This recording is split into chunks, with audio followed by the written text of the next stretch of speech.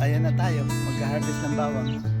Ayan na sila ngayon at brown na. So, start na natin harvestin at gagawin natin yan, dadalhin natin sa garahe natin at doon natin patutuyuin. Okay, samahan niyo ako.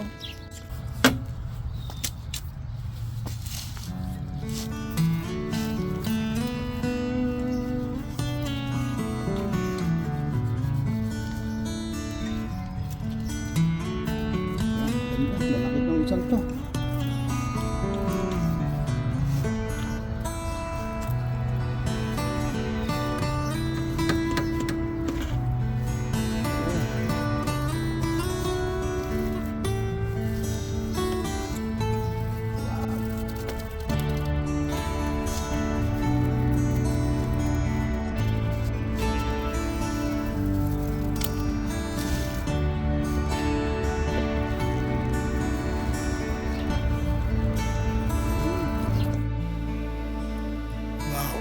Maganda itong size itong santo at malaki.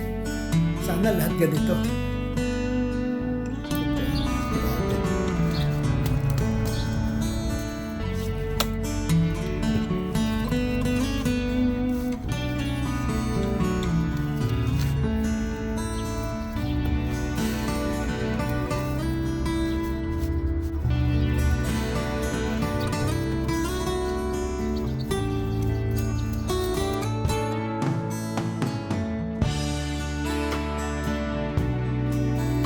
At yan mga kaya, kapag sa time harvest, dadaling ko na sa garahe at ating patutuyuin.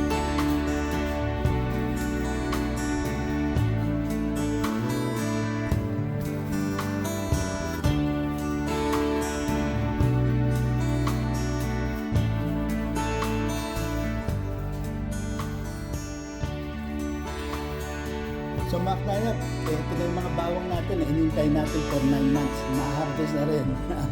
Ganyan katagal, 9 months. At tayo sa susunod na pagtatanim, sa October, itatanim na natin yung malalaki.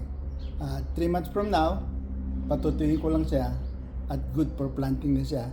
Yung maliliit, katulad dito mga to, actually di naman gaano kaliitan. Ito naman ang gagawin natin panluto. So magdadagdag pa ako ng isang plot ng garden para mas madami pa siya for next year. So ayan lang mga aknayan. Thank you so much for watching.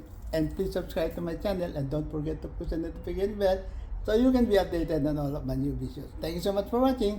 God bless everybody. Mabawang na araw sa inyong lahat. Wow!